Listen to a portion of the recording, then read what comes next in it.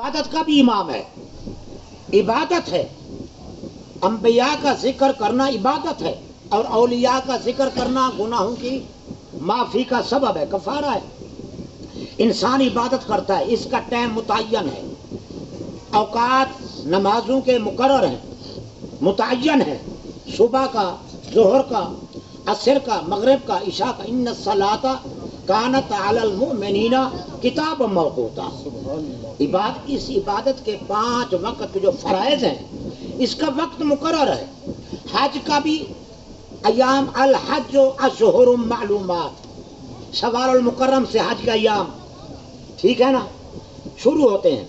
حج کا بھی سال کے بعد وقت متعین ہے، روزے کا بھی وقت متعین ہے، فمن شہد منکم الشہر فلیصم، ٹھیک ہے۔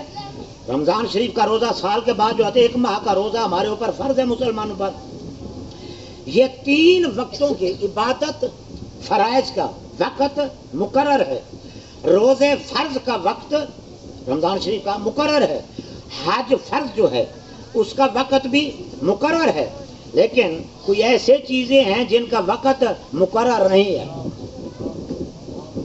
اب صبح کی نماز آپ ظہر کو پڑھ سکتے ہیں، ظہر کو عصر تک پڑھیں گے، مغرب کو ظہر تک پڑھیں گے نہیں۔ ایک وقت کی نماز دوسرے وقت پہ نہیں پڑھی جاتی کیونکہ اس کا وقت مقرر ہے۔ ایسے ہی ماہ رمضان کا روزہ مقرر ہے، حج کا ایام مقرر ہے، لیکن دعا کا وقت مقرر نہیں۔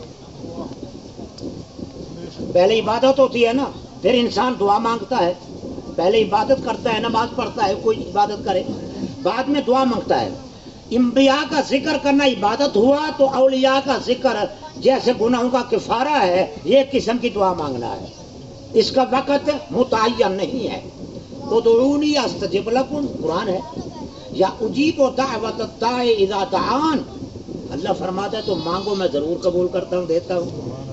وقت نہیں مقرر اس کا وقت جس وقت دعا مانگو، رات کو مانگو، دن میں مانگو، دوپہر کو مانگو، سوتے ہوئے مانگو، لیٹے ہوئے مانگو، فرض کے بعد مانگو، فیضا فراغت فانصب، فرض پڑھ کے مانگو، جنازہ پڑھ کے مانگو، جب بھی مانگو دعا اسی وقت قبول ہے، اللہ قبول فرماتا ہے۔